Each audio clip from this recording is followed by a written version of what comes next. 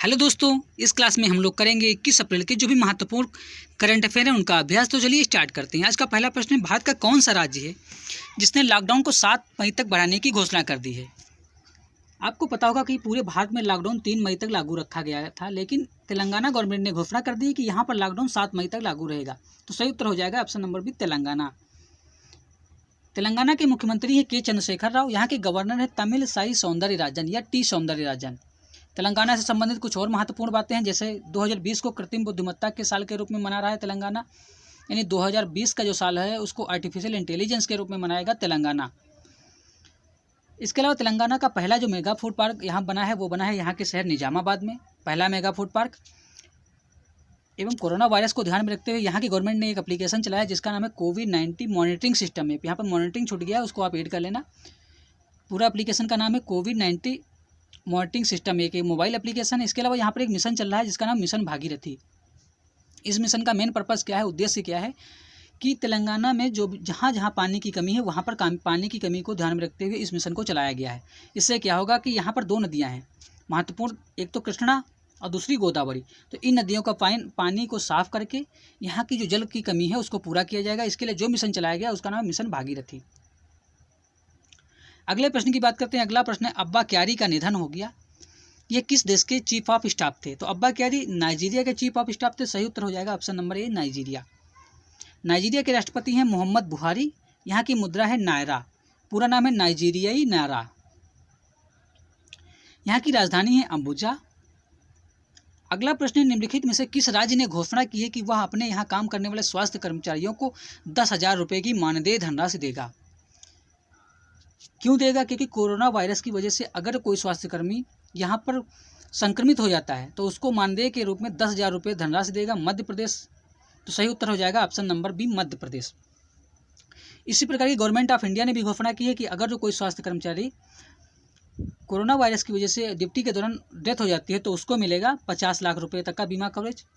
और अगर जो कोई डाक कर्मचारी ड्यूटी के दौरान कोविड-19 से संक्रमित हो जाता है और उसकी डेथ हो जाती है तो उसको 10 लाख रुपये का बीमा कवरेज मिलेगा। ये दोनों घोषणाएं की हैं गवर्नमेंट ऑफ इंडिया ने। बात चल रही है मध्य प्रदेश की। यहाँ पर बता दें, मध्य प्रदेश के जो मुख्यमंत्री हैं उनका नाम है शिवराज सिंह चौहान। यहाँ के गवर्नर हैं लालजी टंडन। यहाँ की जो कैपिटल यानी राजधानी है वो है भोपाल। और भोपाल का रेलवे स्टेशन, यहाँ पर भारत की पहली प्लास्टिक कचरा प्रबंधन मशीन लगाई गई है।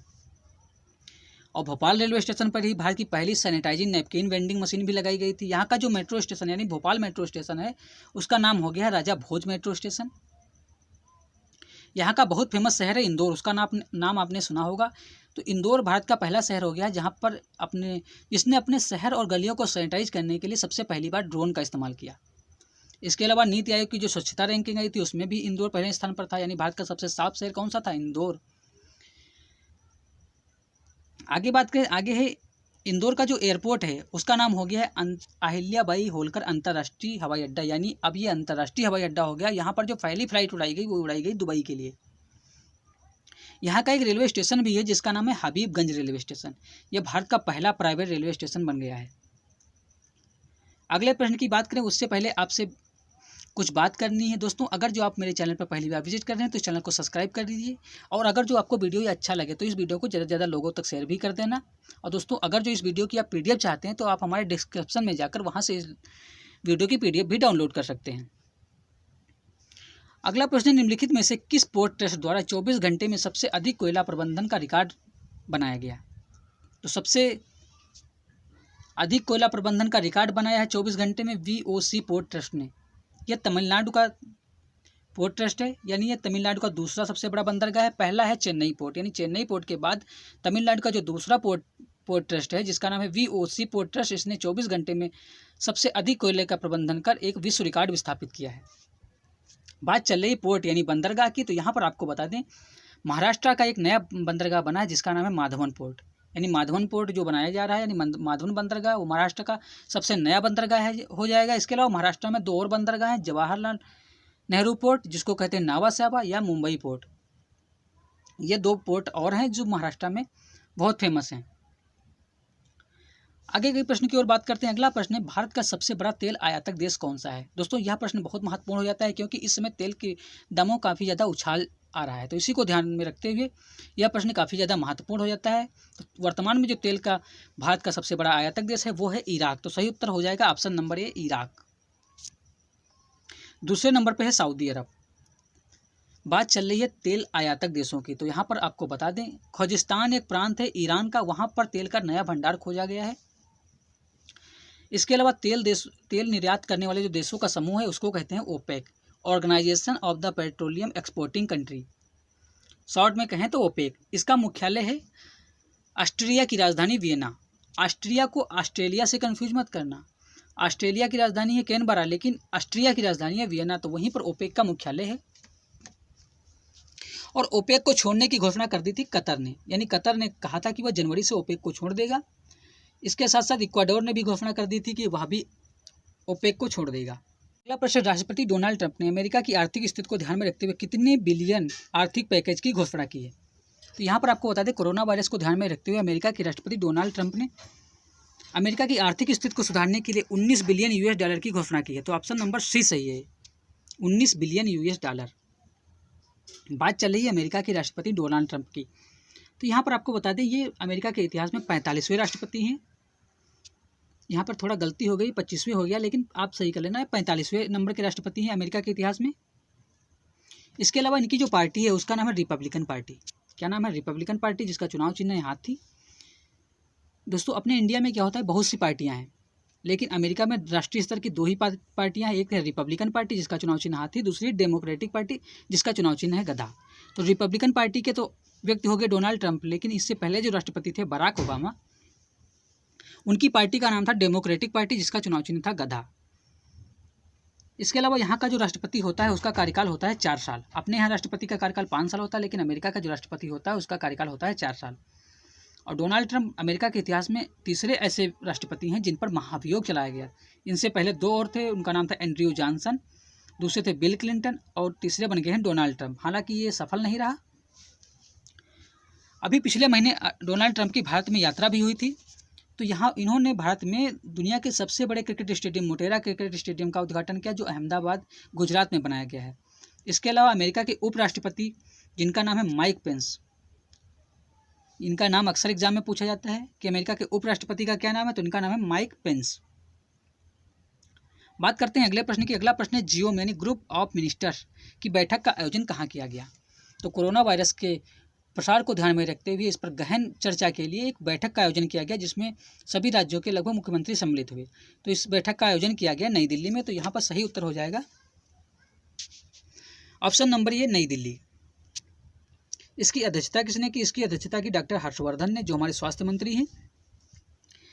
यहाँ पर आपको बता दें, कोरोना वायरस को कोविड-19 कहा है WHO ने, जहाँ पर को का मतलब होता है कोरोना, आई का मतलब होता है वायरस, डी का मतलब होता है डिसीज, और 19 का मतलब होता है 2019।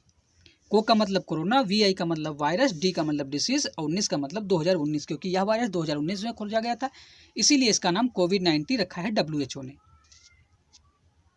बात करते हैं अगले प्रश्न की। अगला प्रश्न है, लॉकडाउन के दौरान खाद्य आपूर्ति के लिए चलाई गई अन्नपूर्णा मालगाड़ी ने कुल कितनी दूरी तय की। दोस्तों, आपको पता है लॉकडाउन के दौरान भारतीय रेलवे ने भी घोषणा कर दी थी कि कोई किसी भी प्रकार की रेलगाड़ी का संचालन नहीं होगा, लेकिन एक मालगाड़ी चलाई गई खाद्य आपूर्ति के लिए भारत में, जिसका नाम रखा गया था अन्नपूर्णा मालगाड़ी।